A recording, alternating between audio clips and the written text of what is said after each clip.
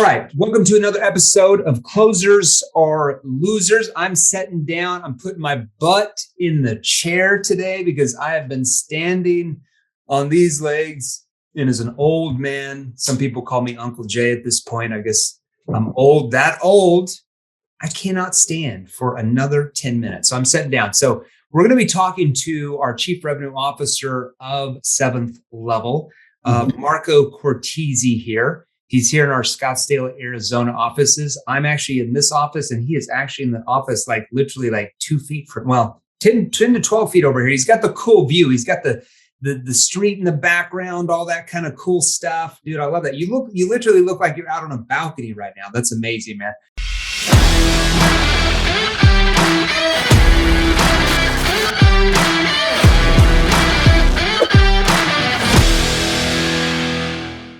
How's it going over there in that office?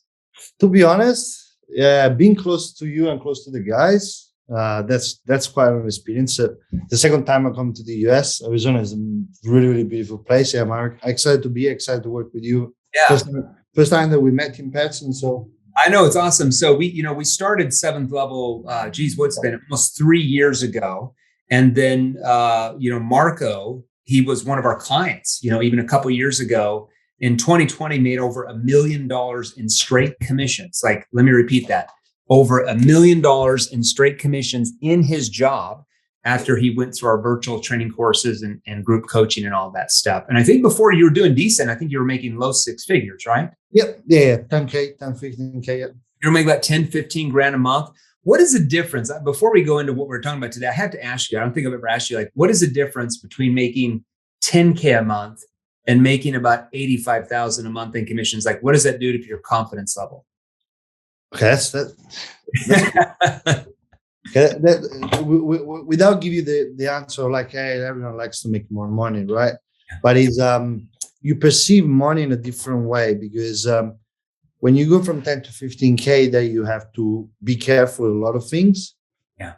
When you make between 80 to 100, and after you other stuff going on, they give you the possibility to use money as a tool. Yeah. Yeah. More investments, just more opportunity, those type of things. So in January of 2021, so literally 1 year ago, we like, dude, this guy's crushing it from the training, but we liked your attitude and your work ethic. And so Matt's our CEO of the company, who's the co-host of this show. We're like, hey, let's hire Marco and bring him in as the Chief Revenue Officer of the company. And I think that was the best decision our company really has ever made. So I never told you that, but well done.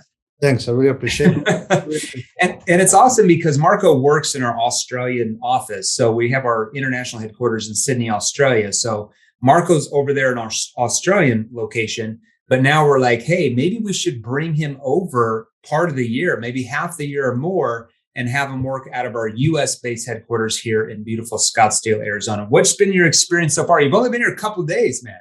Well, to be honest, it's like, I don't know, like I'm all about learning. And I feel like either if we've seen each other for 2 days, I've quite kind of understood like how you see things and perceive things, which is like, for me, for revenue, people think about revenue is just money, right? Revenue is mission, culture, is team, is stability, is consistency. So just staying close to you, I learned a couple of things. Like, we talk about like what doesn't get you what you got here, it doesn't get you up here. That was a big one. That's what I'm focusing on. So yeah, so far, especially one of the best experience together when I met for the first time in Sydney as well. Yeah, that I ever had. So, well, let's talk about that because a lot of things changed when COVID hit with really any industry, with any organization, including on our own. That's kind of when Matt basically came on as the CEO around that same time. We opened up our Sydney office around the same time that COVID actually first started, which I still have not seen yet because I can't get in because of COVID. So, it's like I haven't even seen the office over there. But let's talk about the culture, because over the last almost 2 years, so we're talking about 20 months or so, we built a culture where 99% of our salespeople work from their home.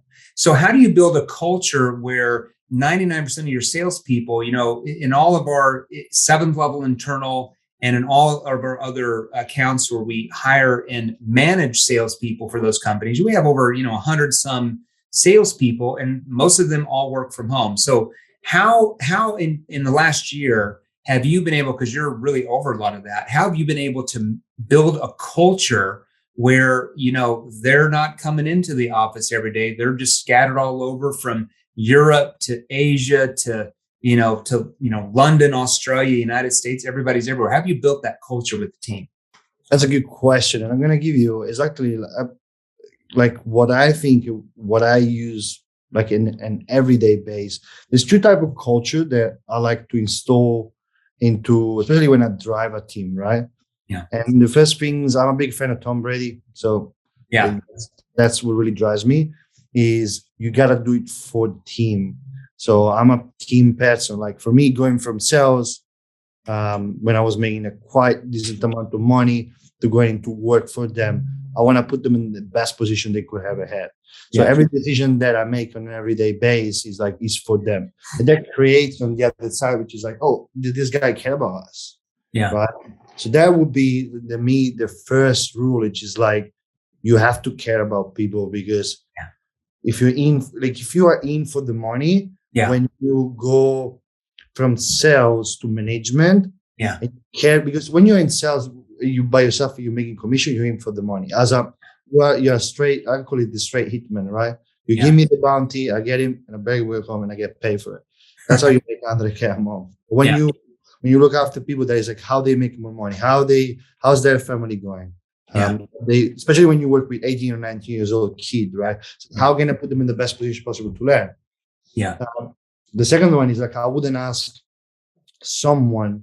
That comes from my personal experience in life, especially when I first started sales, where people would ask me stuff that they never done on their own. We have those sales managers that never invested in themselves. And they will tell you like how to sell. Well, I think you said something really important before you move on to the next point. I think you brought up a really good point. Like in our culture, what we like to do is we like to hire salespeople that are very, very young.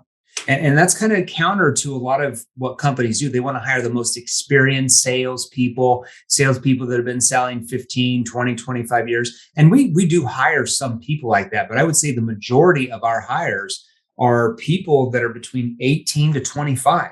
These are hungry people. They're motivated. And we teach them the right skills. We teach them the right communication skills from day number one. So we don't have to go back, to somebody that's been selling for 25 years and retrain them how to really use human behavior in their sales process. So we love to bring in those 18 to 25, 27, 28-year-olds, shape them the way that it's going to give them the best results for themselves and their families. And most of them make, multiple six figures a year. Yeah. Like I think when we went for dinner the first time we met, I asked you the question straight after, which is like, how the hell did you came up with this, right? In terms of like the NPQ, the sub products and everything. And that's why we hire people that are young, because the combination between training that we have, which is so precise, and I'm not going to brag about it and everything, but I do really believe that we have the best training that we can ever get. Well, so far, that's what our clients say, for sure. Testimonials on the website are real. So that kind of training with the right attitude and because when they are young, they they have the intensity. So combined is just like giving a sponge the right water. So that's giving the sponge the right water. I love that. I've never heard of that, dude. Sponge the right water. Everybody write that down. You guys can use that in your salesman. It's like giving the sponge the right water. Yeah. It was freaking awesome.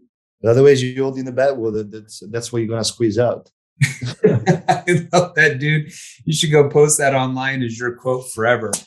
That's awesome. So like I said, our culture is unique. We want to hire them young, inexperienced. We teach them the right skills, and then they're just molded and crafted with the right attitude in the right culture.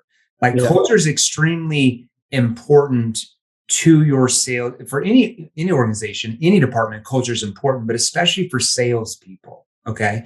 What are some other things that you were able to do with the sales team to really grow it and keep that culture. We're really, I think we've had like maybe one or two people that have actually ever left to do anything else. Well, let's say that I'm a people person. I mean, that's how you say it's like I'm a people person. Yeah. So I actually ran boot camp with them. I've done it with Dan. So he came and stayed with me for a couple of months. Yeah, Dan is one of our salespeople on the team. Yeah. He tripled their sales. I think he tripled double their sales. Yeah. Now, other members of the team that staying with me, I like to stay with them because they have to see what I've been through. But also is that I have, I'm really strict and super structured, which is something that I didn't used to be when I used to be in sales. Yeah. Right. And I got it a little bit from you because you were fairly structured. Because like that kind of structure, especially between meetings and between sales calls and sending the text reminders and having a time assigned for follow-ups, a time for referrals, is what I pass them on to them. And that's what makes them good. Yeah. Yeah. No, 100%. And it's nice, so we're a fairly young company, 3 years, Inc. 5,000 fastest growing sales training company in the United States last year. As far as overall companies, top 5,000, we're ranked 1,232.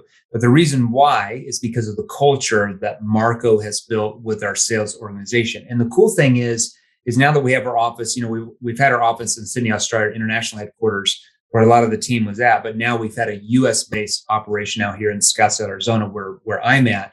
And now we're bringing in our salespeople, a lot of them to actually work in the office, along here with Marco inside of the office. What's that experience been like for you? Just in the last like 2 or 3 days that we brought salespeople in, we're like, hey, we're going to have you move here and work out of the office.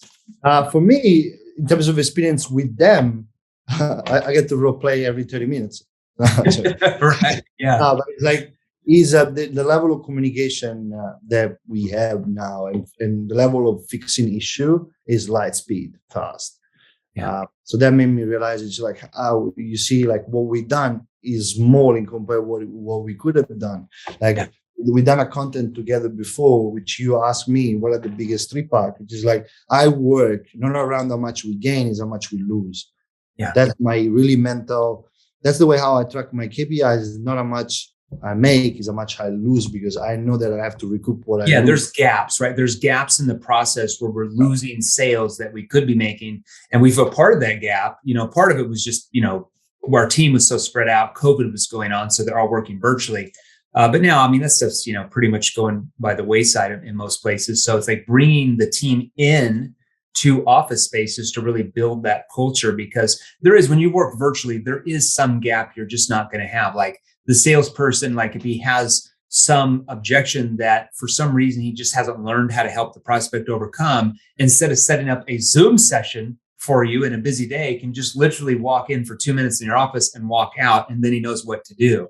So it definitely accelerates things. So, if you're a business owner right now and you've got salespeople working virtually from home, there are some perks to that because you can 1099 them, so there's some tax purposes, but there's also a little bit of gaps there because when there's certain things they're not quite an understanding, it's like they're having to call, playing phone tag, set up a Zoom meeting, you're booked for 2 days. So they keep losing sales until then. Whereas if they're just in the office, they can just come ask you a quick question and they have the answer and boom, they go to work. So definitely I would recommend, as a business owner, bringing your salespeople into the office as best you can to really help them overcome that learning curve and just be around them when things are not going their way.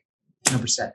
What's some other things you've done here to really help build the culture? The main one with them is like, for example, we start earlier. Like the good thing is all of us in terms of office wise, we get here around 7:30. Like this morning we're around 7:30. Yeah. We do run a small out of the money. We have breakfast together, right? Which is something that I think is essential because there is that kind of moment where, especially when you are like, for them, some of them, they used to be my setters, right?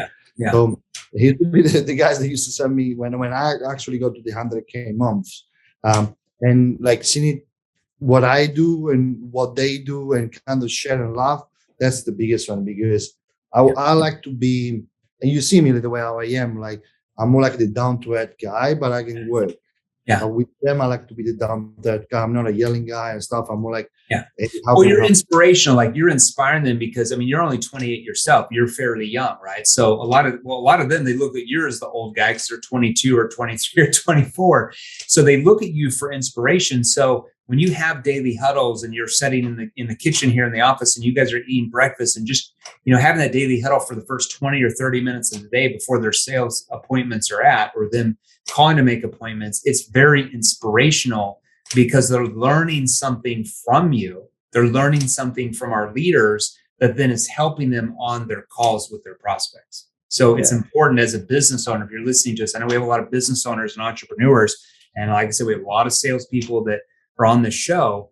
It's about building that culture and helping your team feel that you're working on this together. Like this is a group effort to really help clients find and solve their problems and get them where they want to go. In our case, with our clients, it's helping them, their company salespeople and individual salespeople, obviously make more sales, make more money, make more revenue, a lot more revenue as a company, but being able to feel good about it because you're learning the skills that work with human behavior, whereas most organizations are still using these old school traditional selling models that trigger sales resistance. And even if a salesperson is doing halfway decent, they feel so emotionally beat up day in and day out that they just never last. They burn out. So it's learning the right skills and getting the team on board where they want to take those skills or whatever you sell for your product or your services as a business owner and take them out in the marketplace because they look at themselves as more problem finders, problem solvers that are there to collaborate with their prospects to help them find and solve those problems to get them the results they want. Whereas most salespeople are taught how to hammer away, selling is adversarial, you against the prospect, trying to win them over so you can make a commission. That's what average salespeople do in our days. So if you want your teams to be like way above average, like really, really good and great, you have to get them to think that selling is collaborative because great selling is 100%. What are your thoughts on that? Yeah, I totally agree with you. And I think it's like collaboration sometimes in sales and because let's be honest, salespeople are lone wolves, right? In the job of the sales manager is to glue the pack together. So the collaboration is a must of us, especially when you have, like, if you really think about it, for Santa, we have a big team. For Sales Lab, we have a massive team. So I always seen together 120 salespeople, 100 salespeople, stuff like that. So it's like there is a lot of lone wolf into that. Well, it's cool because you're over the department heads of those salespeople, but then also those salespeople come to you as well, a lot of them. So it's cool that you're able to juggle all that. Yeah. All right, so let's talk about. So let's talk about a little bit more of that culture. What do you think is what do you think is three big things? Like even though you've been here in this office with some of our salespeople that are working at the Discuss Arizona office now, just for 2-3 days, what do you think are three big takeaways that the team is just learning from you here in person that you feel maybe they just weren't picking up working virtually? They don't understand their working flow, right? Yeah. Because they work remote. So it's like, for example, they switch on and off real quick. Yeah. So it's like they do a little bit of like appointment setting or either sales call, they go for lunch, they have a walk, they do that, they come back. That's not how it works. Yeah. By even science, if you study flow research, which is something that I'm getting into as well, is like you have to have a massive block of 4 hours when you go in and you do it. So for them, they go up and down. Yeah. They're learning how to be more organized in their day-to-day calendar so they get way more done. The second was actually a problem that it was unknown because it doesn't happen to me. They're holding to their heads sometimes. Okay. With the sales process is like, they know the skills, they know what to do, but because it didn't work for one person, they're going to change the script. Right. That's something that I understood the first. The third one is this one is like, it's something that I teach to them, which is like, it's all a data-driven place, right? Not because we cut out of people, but it's because if you from triage to strategy call, and who is not in the coaching space is more likely, if you are outside the coaching space, the outreach that you do with someone, let's say you're in insurance, you're rich or a prospect, you book them into an appointment, stuff like that. You have a drop off at 30%, that you have a problem with that part. So some of them focus on, let me focus on learning how to role play or how to objection. Brother, you have a problem into your first call. That's what you got to fix. So it's recognizing problem and assigning training on right problems. Yeah, it's for sure, because you can't really tell what's going on virtually. Like when you see it in person, I mean, I guess you can virtually if you're listening to the recorded calls, but if you see it in person, then they might think, well, like, hey, I need to learn how to overcome this objection, but we would rather teach them how to prevent the objection from even happening. Now, what are you doing in the first part of that call that's triggering that response? What are you doing what are you saying or not asking that's triggering sales resistance early on in the call, where the prospect starts to emotionally shut down? And that's why you got the I want to think it over objection. Now, we're still going to train them how to help the prospect overcome that objection.